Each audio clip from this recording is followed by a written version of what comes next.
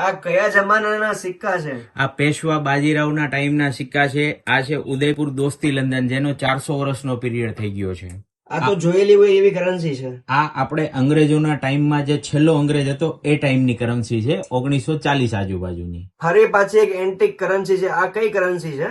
આ છે સાઉથના ગોલ્ડ ફનમ, જે 600 વર્ષ પહેલા ચલણમાં હતું.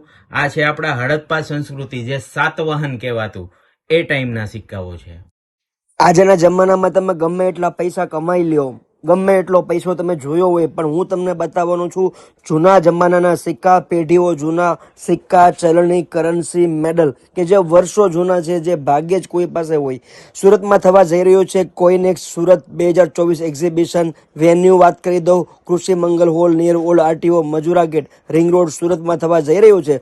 29, 30, 31 માર્ચ 2024 ના રોજ ફ્રી એન્ટ્રી રાખેલી છે. ચોક્કસથી પરિવાર સાથે મુલાકાત કરો એવી જગ્યા છે.